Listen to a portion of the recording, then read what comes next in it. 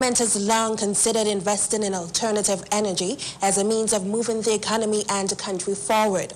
As Sherilyn Beasley reports, one environmentalist is of the view that becoming a green economy is possible, affordable, and will be of great benefit to the nation and its people.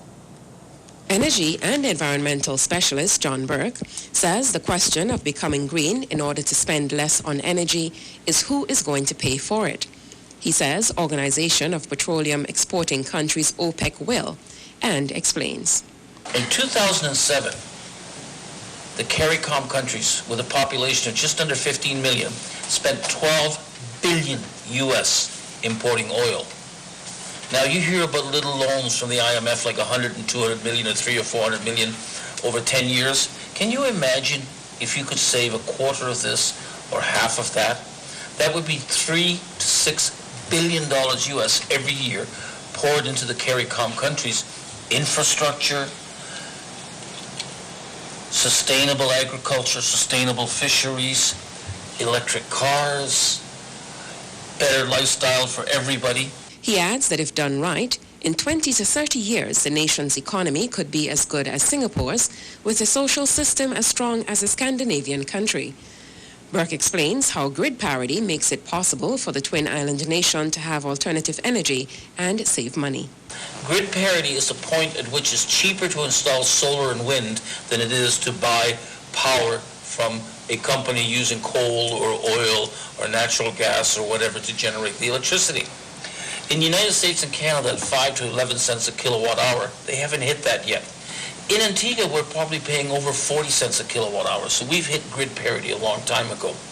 The less oil we import, the more money stays in our economy. The more money stays in our economy, the faster, as the economists say, the velocity of money within the economic system is. In other words, instead of us spending money buying oil from overseas, the money saved by poor, middle class, and other people stay in their pockets. International loans are available for green projects, he says, and is of the view that with the proper approach and the amount being considered, it is possible to obtain very advantageous loans and start slowly.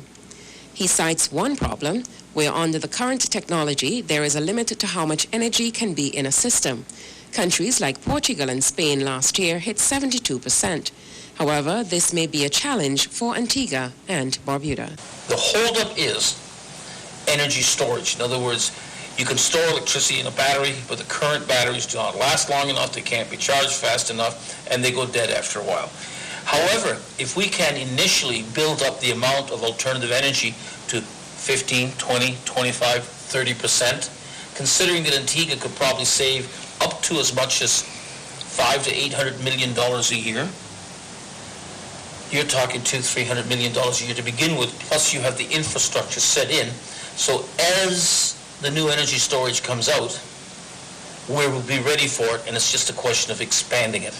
Alternative energy will not only save money from oil imports, but also protect the environment, reduce pollution, improve the health of the populace, and give low and middle income people more spending power.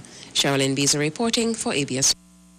Meanwhile, Burke says it will be a comprehensive structure of not only solar systems for the roof of the home, but also converting to electric. He explains the benefits.